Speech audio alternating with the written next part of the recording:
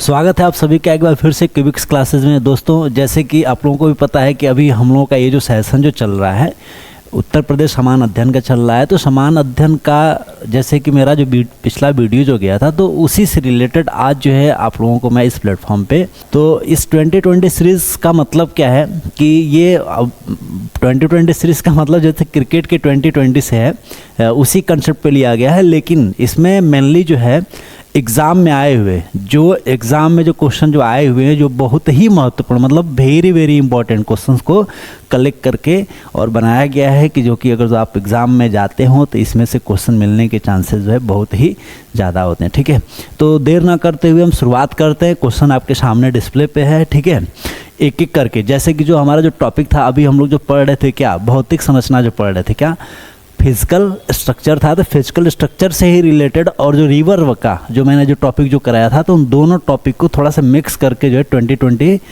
20 question उठाए गए हैं। इस सीरीज़ का नाम है 2020 टेस्ट सीरीज। ठीक है, तो लेट ना करते हुए हम स्टार्ट करते हैं पहले क्वेश्चन से।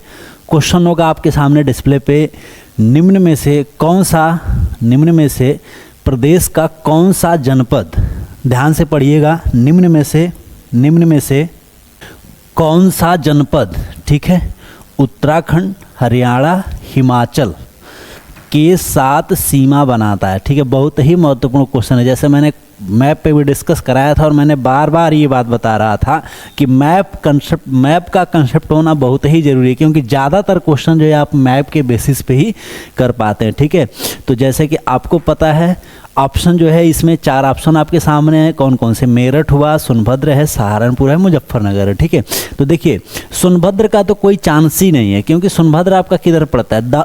साउथ में पड़ता है। ठीक है, बचे क्या?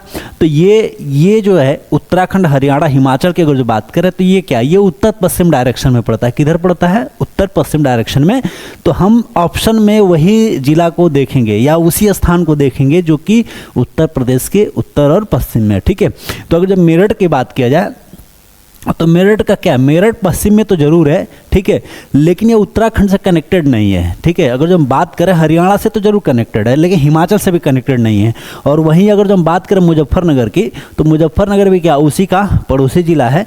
तो ये आपका ये मुजफ्फरनगर भी नहीं होगा, मेरठ भी नहीं होगा, सोनभद्र भी नहीं होगा। ठीक है, बचा आपके पास ऑप्शन एक जो सी, सहारनपुर। और सहारनपुर के बारे में मैंने बताया था कि सहारनपुर उत्तर प्रदेश का जो सहारनपुर है, उत्तर प्रदेश का जो सहारनपुर है, इसकी विशेषता क्या है,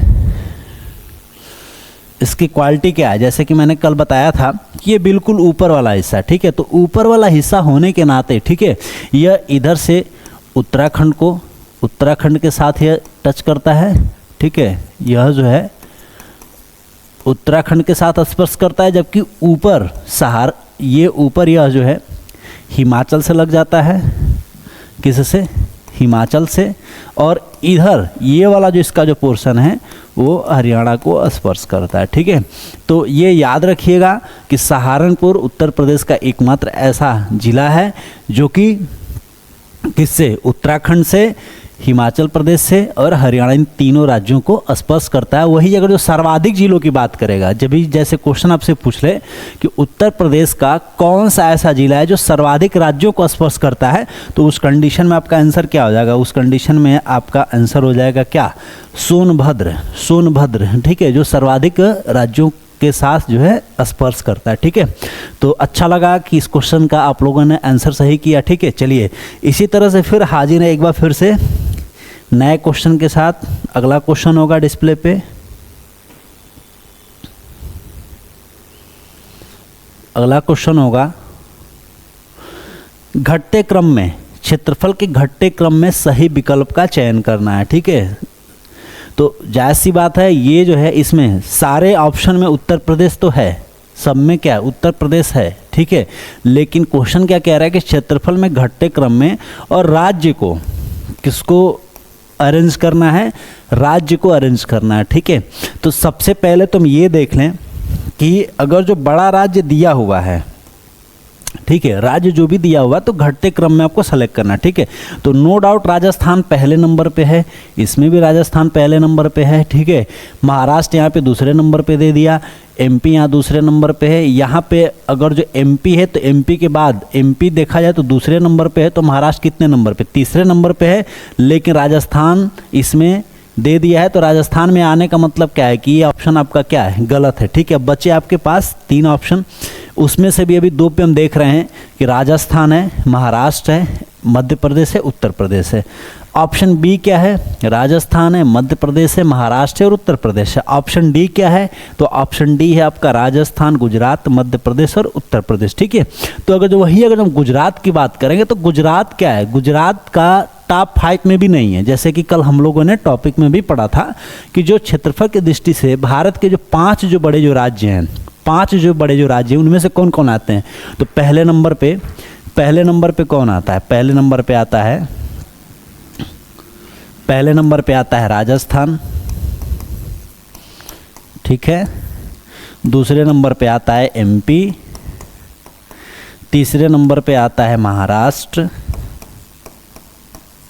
तीसरे नंबर पे कौन आता है, महाराष्ट्र। चौथे नंबर पे यूपी और 5वें नंबर पे आता है आंध्र प्रदेश, ठीक है। तो उम्मीद करते हैं क्वेश्चन भी, आंसर भी आपको मिल गया होगा, इसी क्रम में आंसर भी आपको मिल गया होगा।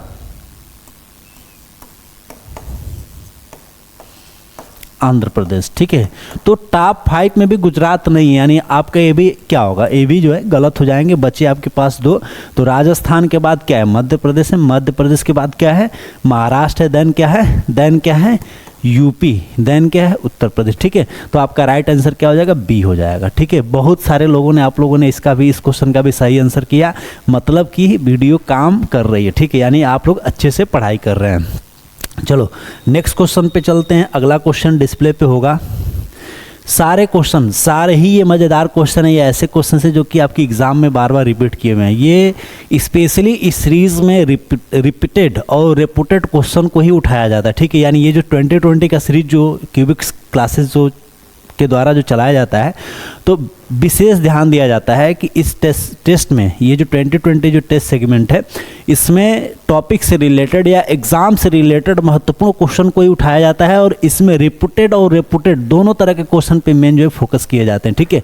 तो फिर अगला क्वेश्चन आपके सामने, केंद्र द्वारा किस नदी को राष्ट्रीय नदी घोषित किया गया है, ठीक है। राष्ट्रीय नदी का मतलब क्या है, इसको जो है एक राष्ट्रीय दर्जा का विषय बना दिया गया है, किसे जो है नेशनल रिवर घोषित किया गया है, ठीक है। तो राष्ट्रीय नदी घोषित करने का श्रेय क्या होगा कि ज़्यादा से ज़्यादा उस नदी को वो जो है राष्ट्र स्तर पे तमाम तरह की योजनाओं से, परियोजनाओं से जोड़ी जा रही है तथा उसका कंजर्वेशन किया जा रहा है, ठीक है। तो आपको भी पता है कि इधर पिछले 7-8 सालों में इन सभी नदियों में देखा जाए तो गंगा पे बहुत सारी योजनाएं, जैसे नमामि गंगे या और भी बहुत सारी योजनाओं जो है चला करके और गंगा को संरक्षित किया जा रहा है, क्योंकि गंगा जो बहुत ही ज़्यादा प्रदूषित नदियों के कैटेगरी में आ रहा था, क्योंकि गंगा जहाँ से भी होकर के निकलती है तो उन सभी शहरों में होता क्या है कि पॉपुलेशन का दर बहुत ही ज़्यादा है। तो इस चीज़ को ध्यान में रखते हुए गंगा पे बहुत सारे गंगा के संरक्षण के लिए गंगा बचाओ योजनाएं, नमामि गंगे, बहुत सारे इस तरह की योजनाओं का संचालन जो है वर्तमान में गवर्नमेंट कर रही है और उसको और ज़्यादा सुरक्षित रखने के लिए इसको जो है राष्ट्रीय नदी का दर्जा दिया गया, ठीक है। तो आपका राइट आंसर क्या हो जाएगा, ऑप्शन ए होगा, ठीक है। जैसे कि गोदावरी है, कृष्णा है और नर्मदा है, तो इनके बारे में आप जान रहे हैं कि ये सभी नदियां यूपी से बाहर की हैं, ठीक है। लेकिन क्वेश्चन जो है पूछ रहा है केंद्र सरकार ने राष्ट्रीय नदी घोषित किया, तो जैसे गोदावरी है तो गोदावरी का उद्गम कहाँ से होता है, महाराष्ट्र से होता है। कृष्णा का भी उद्गम महाराष्ट्र से होता है, नर्मदा नदी एमपी से निकलता है, ठीक है। तो ये भी नदी जाते हैं, लेकिन इन नदियों के लिए विशेष स्थितियां क्या बनती हैं कि ये नदी पहले तो पहाड़ी से ज़्यादातर बहता है और पहाड़ी से बहने के कारण इसको कम से कम जनसंख्या वाले क्षेत्रों से होकर के गुजरना पड़ता है, ठीक है। पॉपुलेशन वाले एरिया से कम जाने के कारण जो है यह बहुत ज़्यादा प्रदूषित नहीं हो पाती जितनी कि गंगा और यमुना, ठीक है। तो गंगा और यमुना जो है देखा जाए तो भारत की प्रदूषित नदियों में से एक है, ठीक है। तो ऑप्शन जो हमारा ए है गंगा, इसको राष्ट्रीय नदी का दर्जा दिया गया, ठीक है, ये इसको याद रखिएगा। जबकि गोदावरी को हम क्या कहते हैं, गोदावरी को वृद्ध गंगा के नाम से जाना जाता है। जिस तरह से उत्तर भारत में गंगा का प्रभाव है, उसी तरह से गोदावरी महाराष्ट्र के लिए, आंध्र प्रदेश के लिए यह गंगा की भांति ही कार्य करती है। बहुत सारी योजनाएं इस पर बनाए गए हैं, तो इसको वृद्ध गंगा का दर्जा दिया गया है, जो कि नासिक में एक जगह है त्र्यंबक, वहीं से यह नदी उद्गम होता है और जा करके अरब सागर में संगम कर जाता है, ठीक है। वहीं कृष्णा नदी की अगर हम बात करें तो यह भी एक बहुत ही खूबसूरत जगह है महाराष्ट्र का, जिसको हम कहते हैं महाबलेश्वर। क्या बोलते हैं, महाबलेश्वर। वहीं से इसका उद्गम होता है, महाबलेश्वर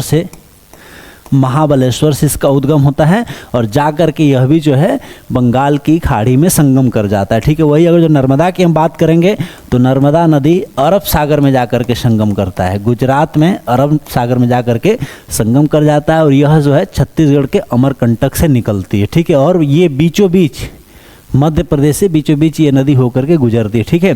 तो जो ऑप्शन के अकॉर्डिंग आपका सही आंसर क्या हो जाएगा, गंगा हो जाएगा, जो कि बहुत सारे लोगों ने इसका भी राइट आंसर किया। जो भी टॉपिक आप लोगों को कराया जा रहा है इस प्लेटफॉर्म पे, एकदम संदेह की बात नहीं, आपको अच्छे से समझ में आ रही है, इसी वजह से तो आपके द्वारा जो भी जो आंसर जो किए जा रहे हैं वो सारे के सारे जो है सही आ रहे हैं। चलिए नेक्स्ट क्वेश्चन, अगला क्वेश्चन जो है डिस्प्ले पे है आपके सामने। ऑप्शन क्या है, पश्चिम में कौन सी नदी काफ़ी हद तक उत्तर प्रदेश सीमा निर्धारण करती है, ठीक है। देखिए ये जो क्वेश्चन है, कई बार ये क्वेश्चन एग्जाम में पूछे जा चुके हैं। यह एग्ज़ाम समीक्षा अधिकारी में, पीसीएस प्री में आया हुआ है, एसआई में भी ये क्वेश्चन पूछे जा चुके हैं, ठीक है। ये तो है यूपी से रिलेटेड क्वेश्चन होगा, यूपी समान अध्ययन का ही क्वेश्चन है, ठीक है। बहुत ही महत्वपूर्ण क्वेश्चन है। दो रीजन आपको देखना है, पहला क्या पश्चिम में है, क्या पश्चिम में है, और दूसरा क्या कि बहुत ज़्यादा सीमा का निर्धारण करता है, ठीक है। दो चीज़ें इसमें ध्यान रखना है, पश्चिम में है और बहुत ज़्यादा सर्वाधिक सीमा का निर्धारण करता है, ठीक है। तो उस सेंस में देखा जाए तो गंगा और यमुना, चंबल की अगर जो हम बात करें तो चंबल एमपी की नदी है, तो ये एमपी के साथ थोड़ा मोड़ा बॉर्डर लाइन बनाती है, तो ये आपका राइट आंसर नहीं होगा। जबकि केन की अगर जो बात करें तो चंबल की सहायक नदी केन है, केन आकर के चंबल में संगम करती है, तो इसका यूपी से कोई नाता नहीं है। वहीं ये जो दो जो नदियां हैं कौन कौन से, गंगा और यमुना, ठीक है। तो गंगा क्या करती है कि गंगा तो बहुत सारे राज्यों में जाती भी नहीं है, ठीक है। जैसे कि अब जब पढ़ेंगे, जब जियोग्राफी वाले क्लास में आप लोगों ने पढ़ा होगा कि गंगा जो है भारत के कुछ ही राज्यों से होकर के बहती है, और जनरली इसके साथ कंडीशन क्या है कि ये बीचों बीच, मतलब ये किसी भी राज्य में जाती है तो बॉर्डर लाइन बड़ा कम से कम राज्यों का बनाती है, जैसे कि बिहार झारखंड का बनाती है, ठीक है। अब यूपी का, तो ये यूपी से निकलती है तो बिहार के मिड में इंटर मारती है, ठीक है। तो ये बॉर्डर का कंसेप्ट गंगा के साथ नहीं, लेकिन अगर जो वहीं हम यमुना की बात करें तो यमुना निकलते ही बॉर्डर बनाती है, और फिर जैसे जैसे ये नदी जाती है उसी तरह से इसको पश्चिम में, इसको जो है बॉर्डर के रूप में, बॉर्डर बनाने वाली नदी के रूप में भी जाना जाता है। यानी आगे चल करके मैंने बताया था, कल भी यमुना पे डिस्कस करते हुए मैंने आप लोगों को बताया था, ठीक है। तो आपका राइट आंसर यमुना हो जाएगा, ठीक है। और कल मैंने बताया भी था कि यमुना जो है जहाँ भी गई है ज़्यादातर यह जो है बॉर्डर लाइन का निर्धारण की हुई, ठीक है। यानी आपका राइट आंसर क्या हो जाएगा, यमुना हो जाएगा, ठीक है। चलो नेक्स्ट क्वेश्चन पे चलते हैं। अगला क्वेश्चन होगा डिस्प्ले पे, उत्तर प्रदेश के भाबर क्षेत्र में किस प्रकार की मृदा पाई जाती है, ठीक है। क्या है, भाबर क्षेत्र में कौन से मृदा पाई जाती है, ठीक है। देखिए भाबर क्षेत्र का मतलब क्या है कि जैसे कि हम यूपी में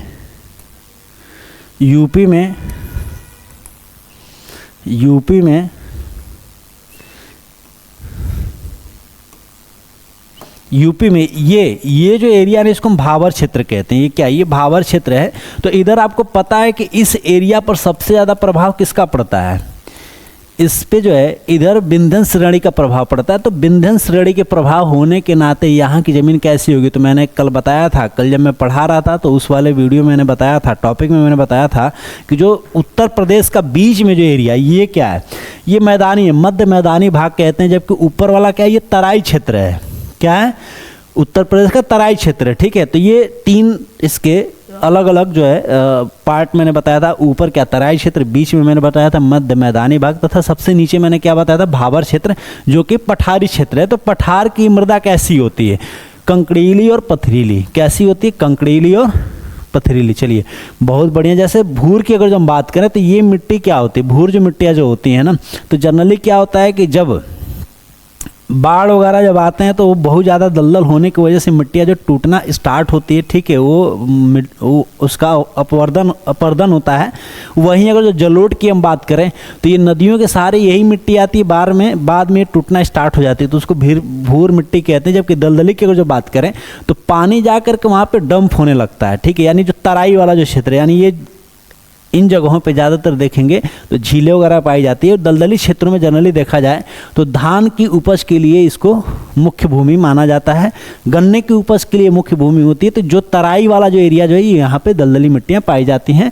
हम लोग आगे हमारा जो टॉपिक होगा भारतीय मृदा के बारे में या उत्तर प्रदेश में मृदा का जब प्रकार जब पढ़ेंगे तो उसमें सब सारी चीज़ों पर हम डिस्कस करते चलेंगे। तो भावर की अगर जो बात करें तो भावर क्षेत्र में जो मिट्टी पाई जाती है वो कैसी होती है? कंकड़ीली और पथरीली होती है। इसको याद रखना है। किस तरह की होती? कंकड़ीली और पथरीली। तो ठीक है, चलो नेक्स्ट क्वेश्चन पे चलते हैं। अगला क्वेश्चन होगा आपके सामने। लो भाई, बहुत ही महत्वपूर्ण क्वेश्चन। ये क्वेश्चन पिछली बार यूपी पुलिस में पूछा हुआ है। यूपी पुलिस में यह क्वेश्चन जो पूछा जा चुका है।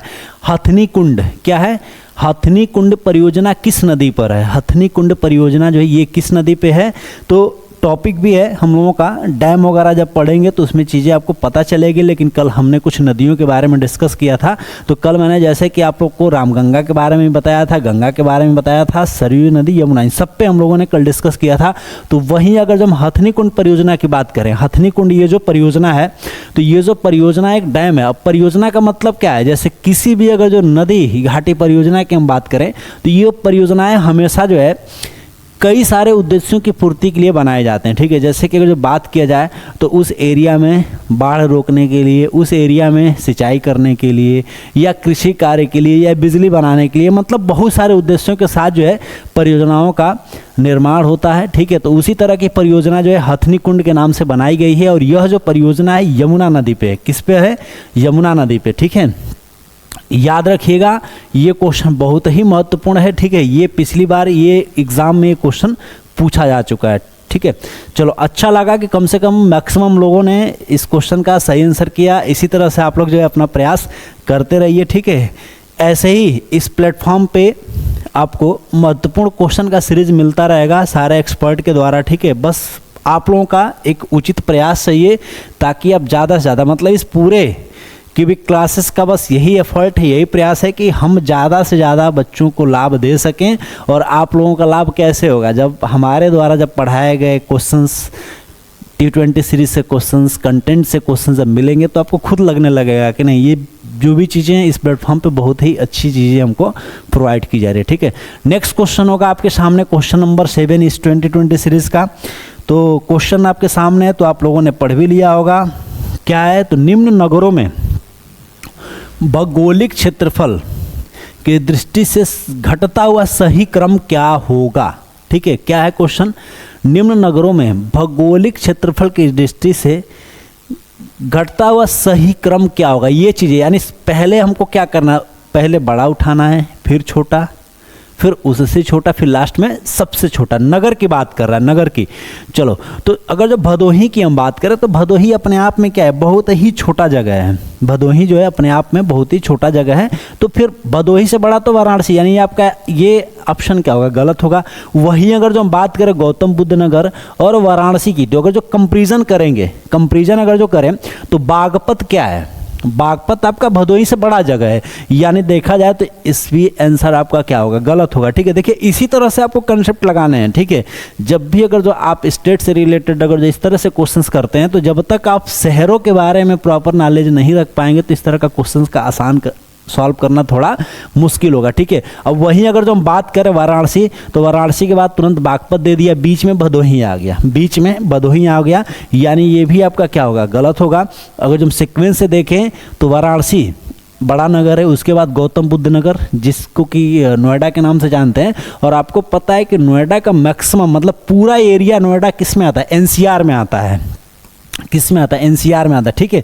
लेकिन अगर जो नगर के पॉइंट ऑफ व्यू से देखा जाए तो वाराणसी में पॉपुलेशन बहुत ज़्यादा है और यहाँ पे ग्रामीण क्षेत्र बहुत ही कम है। यानी नोएडा में देखा जाए तो ग्रामीण क्षेत्र है, लेकिन इसको किस बेसिस पे डेवलप किया गया, एनसीआर। एनसीआर क्या है, तो नेशनल कैपिटल रेंज जो है, एनसीआर एक अमेंडमेंट करके इसको लाया गया कि दिल्ली के आसपास का जो एरिया है, 69 कॉन्स्टिट्यूशनल अमेंडमेंट है, इसमें इसको ऐड किया गया है कि एनसीआर यानी दिल्ली के आसपास का जो भी एरिया है, चाहे वो हरियाणा का हो, चाहे वो राजस्थान का हो, ठीक है, या यूपी का हो, उसको उसी तरह से डेवलप किया जाए, एनसीआर।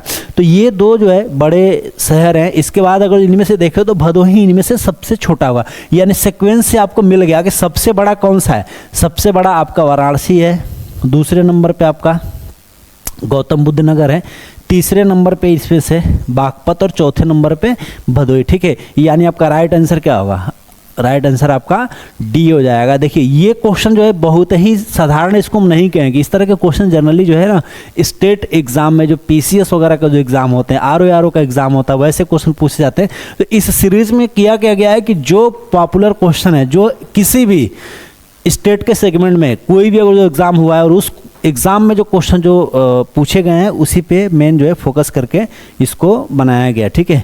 चलो नेक्स्ट क्वेश्चन होगा 9वां नंबर। ये बहुत ही महत्वपूर्ण क्वेश्चन है। अभी ये पेट के एग्जाम में क्वेश्चन पूछा जा चुका है। पेट वाले एग्जाम में यह क्वेश्चन आया हुआ था पहली बार, जो पेट का जो एग्जाम हुआ था, माटा टीला परियोजना। तो परियोजनाओं से मैंने पहले भी आप लोगों को बता दिया था कि परियोजनाएं करते क्या है, परियोजनाओं का उद्देश्य क्या होता है। तो उसी तरह से एक परियोजना बनाई गई है जिस परियोजना का नाम क्या है, माता टीला डैम, माटा टीला डैम प्रोजेक्ट, माटा टीला बांध परियोजना, ठीक है। तो यह परियोजना किस नदी पे बनाई गई है, तो ये जो परियोजना है तो नो डाउट यूपी की परियोजना है। और यूपी नदी बेतवा जो है आकर के यूपी में चंबल की सहायक नदी आकर के यह जो है संगम कर लेती है। तो ये जो परियोजना गोदावरी, कृष्णा और पेरियार है, इन तीनों नदियों पर नहीं है। पेरियार जो है ये केरल की प्रमुख नदियों में से आती है, कृष्णा और गोदावरी जो कि महाराष्ट्र की प्रमुख नदियों में से, ठीक है। तो यूपी का अगर जो क्वेश्चन कर रहे हैं तो ये भी अपना एक लॉजिक लगा सकते हैं कि इनमें से यूपी में बहने वाली नदी कौन सी है, ठीक है। लेकिन याद रखिएगा कि ये जो माता टीला जो परियोजना है ये किस नदी पे है, बेतवा नदी पे है। बहुत ही महत्वपूर्ण क्वेश्चन ये भी है, कौन सा है, बेतवा नदी पे, ठीक है। चलो नेक्स्ट अगला क्वेश्चन पे चलते हैं। लो भाई बहुत ही शानदार क्वेश्चन है। भी क्वेश्चन है आपके सामने डिस्प्ले पे, निम्न में से कौन सा क्षेत्रफल के बढ़ते क्रम की दृष्टि से सही है, ठीक है। अभी तक क्या था, अभी इस तरह का क्वेश्चन हम लोगों ने एक और किया था, अभी एक और क्वेश्चन आ गया आपके सामने कि लेकिन इसमें शहर को चेंज कर दिया गया, ठीक है। कौन कौन से हैं इसको हम देखते हैं। क्या है, क्षेत्रफल के दृष्टि से सही क्रम है, सही क्रम है मतलब हमको क्या देखना है, एरिया देखना है, ठीक है। एरिया देखना है, नगर नहीं देखना है, क्या एरिया देखना है। यानी जाहिर सी बात है कि इसमें हम क्या देखेंगे, इसमें हम जिला को सेलेक्ट करेंगे, डिस्ट्रिक्ट को सेलेक्ट करेंगे।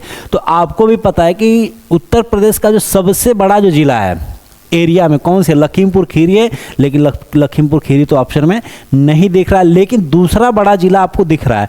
तो क्षेत्रफल की दृष्टि से अगर देखा जाए तो दूसरा बड़ा जिला कौन सा है, सोनभद्र है। वहीं अगर जो हम देखें तो सोनभद्र से क्षेत्रफल में थोड़ा ही कम आपका क्या है, मिर्ज़ापुर है, ठीक है। देन गौतम बुद्ध नगर, मतलब आपको ऑप्शन मिल गया, थोड़ा सा आपने दिमाग लगाया आपको मिल गया। बाराबंकी हो ही नहीं सकता है, मिर्ज़ापुर है, मिर्ज़ापुर के बाद सोनभद्र दिया है तो सोनभद्र दूसरे स्थान पे, यानी ये भी नहीं हो सकता, ये भी गलत हुआ। गौतम बुद्ध नगर की बात करें तो एरिया में ये कम है, इन दोनों से एरिया में इसका क्षेत्रफल क्या है, कम है। तो आपका आंसर ये भी नहीं होगा। राइट आंसर आपका क्या हो जाएगा, डी हो जाएगा, ठीक है। यानी यह जो है सोनभद्र, मिर्ज़ापुर, गौतम बुद्ध नगर, बाराबंकी, ये इसका सही आंसर होगा। यानी क्वेश्चन नंबर 10 का सही आंसर क्या हो जाएगा, सोनभद्र हो जाएगा, सोनभद्र। चलो नेक्स्ट क्वेश्चन होगा डिस्प्ले पे। चलो भाई अभी इस क्वेश्चन पे हम लोग डिस्कस कर ही रहे थे और ये क्वेश्चन आ भी गया, इसी पे हम लोगों ने अभी डिस्कस किया था कि सोनभद्र एक ऐसा जिला है जो 4 राज्यों को स्पर्श करता है, ठीक है। और ये क्वेश्चन आपके सामने आ गया, ठीक है। 2 राज्यों की सीमा बनाता है, 3 राज्यों की सीमा बनाता है, 4 और 5 राज्य, ठीक है। तो सोनभद्र जो है 4 राज्यों के साथ स्पर्श करता है। सोनभद्र जो है 4 राज्यों के साथ स्पर्श करता है। और स्पर्श करने वाले राज्य कौन कौन से हैं, स्पर्श करने वाले राज्य की अगर जो हम बात करें तो इन राज्यों में इन राज्यों में बिहार है जो सबसे ज़्यादा है, एमपी है, ठीक है, बिहार एमपी, और बिहार के नीचे झारखंड है, और इससे थोड़ा से टच करता हुआ है छत्तीसगढ़। क्या है? छत्तीसगढ़, ठीक है। यानी सोनभद्र जो है उत्तर प्रदेश का एक ऐसा जिला है जो सर्वाधिक राज्यों को स्पर्श करता है। और इन राज्यों की संख्या कितनी है? 4 राज्य हैं। कितने राज्य हैं? 4 राज्य हैं। इन राज्यों में कौन कौन से? बिहार है, झारखंड है, छत्तीसगढ़ है और एमपी है, ठीक है। याद रखिएगा, बहुत ही महत्वपूर्ण क्वेश्चन है ये, ठीक है। चलो नेक्स्ट चलते हैं अगले क्वेश्चन पे। अगला क्वेश्चन होगा हमारा क्वेश्चन नंबर 12, 2020 सीरीज का 12वां नंबर का ये क्वेश्चन होगा आपके सामने। उत्तर प्रदेश में कौन सा क्षेत्र आद्यकल्प की प्राचीनतम शैलों से निर्मित है? ठीक है। अब शिवालिक की बात करें तो शिवालिक के बारे में आपको पता है। शिवालिक कहाँ हो गया आपका? ये शिवालिक हिमालय जो है यह आपका यूपी में इसका एरिया नहीं पड़ता। हिमालय ही यूपी में नहीं है तो ये तो आएगा नहीं। विंध्यन तो है, विंध्यन है, लेकिन यहाँ पे थोड़ा सा चेंज किया हुआ है। क्वेश्चन क्या पूछा है, क्वेश्चन को ध्यान में रखते हुए हम आंसर करेंगे, ठीक है। तो विंध्यन है, विंध्याचल है, रुहेलखंड, रुहेलखंड मतलब ये बरेली वाला क्षेत्र हो जाएगा, बुंदेलखंड है, लेकिन इसमें आद्यकल्प का क्या दे रहा है? आद्यकल्प का। तो इस क्वेश्चन का राइट आंसर आपका बुंदेलखंड होगा, ठीक है। बुंदेलखंड ये जो एरिया आद्यकल्प के प्राचीनतम शैलों से निर्मित क्षेत्र होगा, ठीक है। रुहेलखंड, शिवालिक और ये विंध्य, ये सब सारे जो है ना ये इसके बाद के बने हुए क्षेत्र हैं, ठीक है। चलो अच्छा क्वेश्चन रहा। अगला क्वेश्चन होगा डिस्प्ले पे, गोविंद बल्लभ पंत सागर अवस्थित है, ठीक है। देखिए इसमें एक बहुत ही महत्वपूर्ण पॉइंट मैं बताने जा रहा हूँ, इसको याद रखिएगा। जो बाय द वे देखिए यहाँ पर कुछ ऐसा नाम दे, गोविंद सागर, क्या नाम दे? गोविंद सागर झील, और ये पूछे कि कहाँ है गोविंद सागर, क्या गोविंद सागर पूछे कि कहाँ है, तो आपका आंसर हो जाएगा हिमाचल। कहाँ पर है ये? हिमाचल है। और इसी हिमाचल से, इसी पे सबसे बड़ा, इस झील से एक नहर निकाली गई है और इसी पे सबसे बड़ा, सबसे ऊंचा डैम बनाया गया है। और इस डैम का क्या नाम है? भाखड़ा नांगल। भाखड़ा नांगल सुना होगा आप लोगों ने। यानी भाखड़ा नांगल जो डैम जो बनाया गया है, यह जो है यह इसी झील पे ही बनाया गया, गोविंद सागर झील पे बनाया गया है। और यह जो है राजस्थान, हरियाणा, पंजाब को लाभान्वित करने वाला डैम प्रोजेक्ट है, ठीक है। तो गोविंद सागर अगर जो ऑप्शन में रहता है तो इसका आंसर क्या हो जाएगा? हिमाचल में स्थित है। कहाँ पर है? हिमाचल में है। जबकि यहाँ पे थोड़ा सा चेंज करके क्या दिया है? गोविंद बल्लभ पंत सागर। क्या है? गोविंद बल्लभ पंत सागर, और यह सोनभद्र में है। कहाँ है? सोनभद्र में। और इसी पर रिहंद डैम बनाया गया है।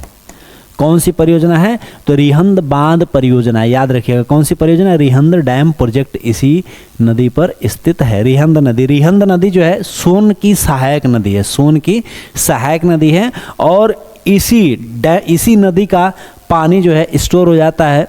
तो रेणु सागर झील है और भी वहाँ पे है, तो वहीं पे ये सागर गोविंद, ये कृत्रिम झील बनाया गया है, उसी का सटा हुआ पार्ट है, लगा हुआ है, रिहंद का ही। रिहंद से ये झील का निर्माण किया गया है और नाम क्या दिया गया इसका?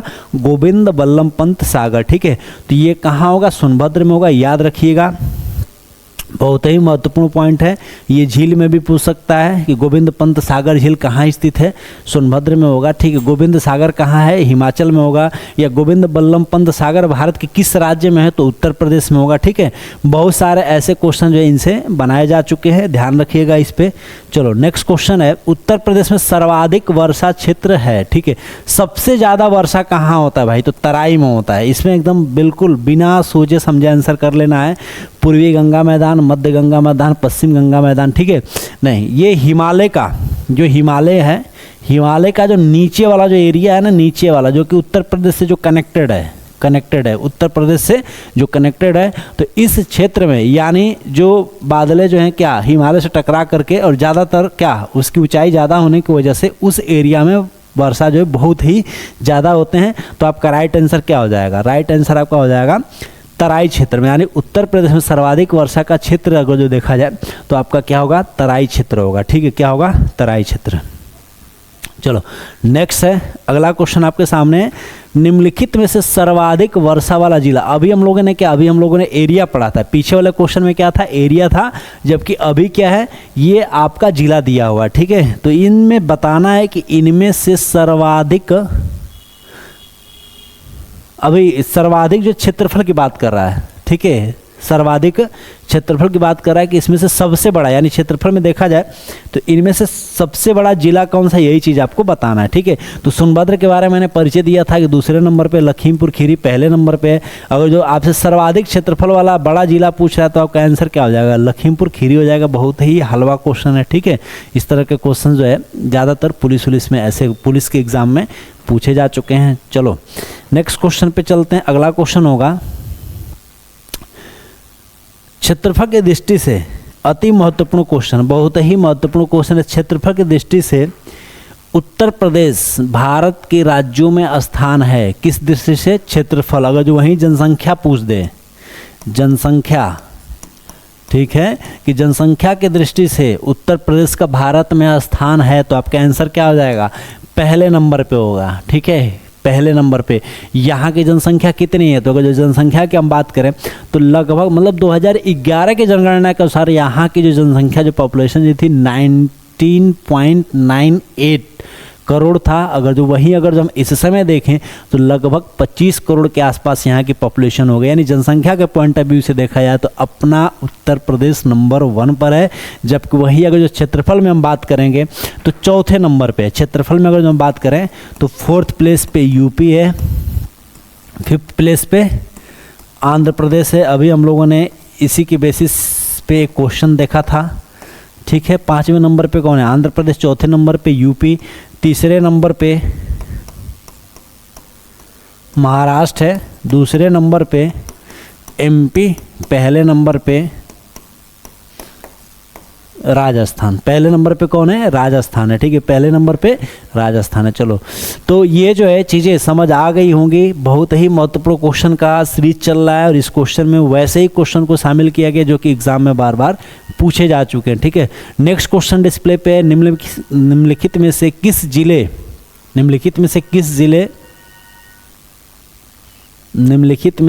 जिले नहीं करती है। चलो, ये क्वेश्चन जो थोड़ा सा चेंज है, टाइपिंग क्वेश्चन में टाइपिंग मिस्टेक है, फिर भी मैं बता देता हूँ। क्वेश्चन का जो सार है कि नेपाल को टच नहीं करती है। ठीक है, क्या है, नेपाल को टच नहीं करता है, यानी निम्न में से कौन सा ऐसा जिला है जो अंतर्राष्ट्रीय सीमा नहीं बनाते हैं, ऐसे क्वेश्चन बन सकता है, या नेपाल को स्पर्श नहीं कर सकता है। क्योंकि आपको भी पता है कि यूपी के साथ स्पर्श करने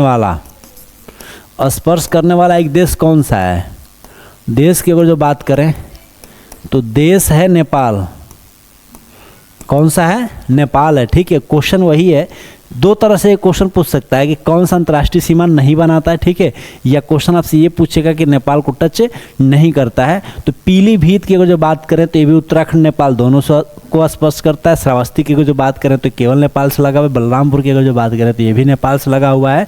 बस्ती की अगर जो हम बात करें, तो बस्ती जो है अयोध्या से लगा हुआ है। ठीक है, लेकिन यह जो है नेपाल के साथ स्पर्श नहीं करता है। तो इस क्वेश्चन का राइट आंसर क्या हो जाएगा, बस्ती हो जाएगा। क्या होगा, बस्ती होगा। याद रखिएगा कि बस्ती जो है यह देखने में तो लगता है कि ये बॉर्डर से कनेक्टेड है, सुनने में ऐसा लग रहा है। ठीक है, लेकिन यह जो है कनेक्टेड नहीं है। चलो, अगला क्वेश्चन होगा, सबसे छोटा है, क्षेत्रफल के पॉइंट ऑफ व्यू से सबसे छोटा है निम्न जिलों में। ठीक है, सबसे छोटा तो वैसे देखा जाए तो कौन है, तो क्षेत्रफल की दृष्टि से देखा जाए तो हापुड़ है।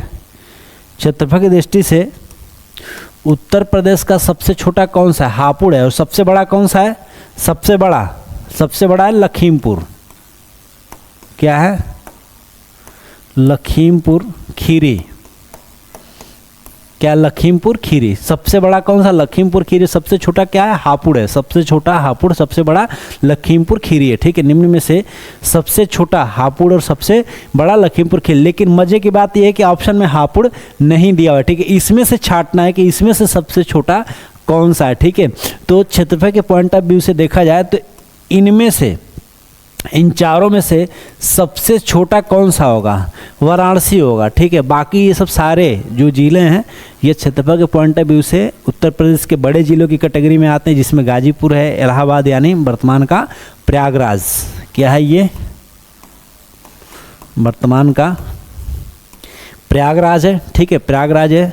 देन जौनपुर है आपका, ठीक है। याद रखिएगा, कभी कभी ऐसे भी क्वेश्चन पूछे जाते हैं कि जो आंसर आपको पता रहता है वो ऑप्शन ही नहीं होता, ठीक है। तो ऐसे क्वेश्चन पे भी आपको ध्यान रखना है, यानी अपना लॉजिक हमेशा अपने साथ रखना है, ठीक है। जैसे कि मैंने बताया ना कि सबसे छोटा हापुड़ है, सबसे बड़ा लखीमपुर खीरी है, ठीक है। लेकिन किया क्या, तो एक क्वेश्चन हम लोगों ने ऐसा देखा कि जिसमें बड़ा को अरेंज करने के लिए दिया था, लेकिन लखीमपुर ऑप्शन में नहीं था, ठीक है। जबकि यहाँ पे छोटा तो पूछा है लेकिन ऑप्शन में हापुड़ नहीं है, तो आपका राइट आंसर क्या हो जाएगा? वाराणसी हो जाएगा। क्या हो जाएगा? वाराणसी हो जाएगा। चलो नेक्स्ट क्वेश्चन होगा, अगला क्वेश्चन होगा, चलो ये भी मैंने कल बताया था कि क्षेत्रफल की दृष्टि से देखा जाए तो उत्तर प्रदेश का क्षेत्रफल क्या है? उत्तर प्रदेश का क्षेत्रफल क्या है? तो मैंने बताया था 32,87,263 किमी स्क्वायर। ये किसका है भाई? ये किसका है? ये इंडिया है। इंडिया का क्षेत्रफल कितना है? इंडिया का क्षेत्रफल कितना है? 32,87,263 किलोमीटर। वहीं अगर जो यूपी के क्षेत्रफल की हम बात करें, यूपी के क्षेत्रफल की बात करें तो 2,40,928 km है। कितना है?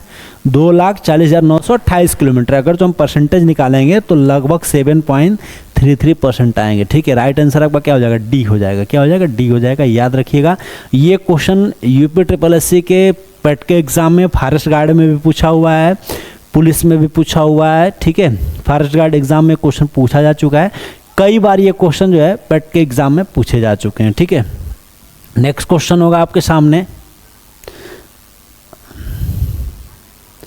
बहुत ही सिंपल क्वेश्चन है, कल भी इस पे हम लोगों ने डिस्कस किया हुआ था कि उत्तर प्रदेश की सीमा भारत के कितने राज्यों के साथ स्पर्श करती है। तो कल हम लोगों ने इस क्वेश्चन को पढ़ा हुआ था। 8 राज्यों के साथ स्पर्श करती है। कितने राज्यों के साथ? 8 राज्यों के साथ। और उन राज्यों की अगर जो हम बात करें तो मैंने बताया था MP, दूसरे नंबर पे क्या बताया था?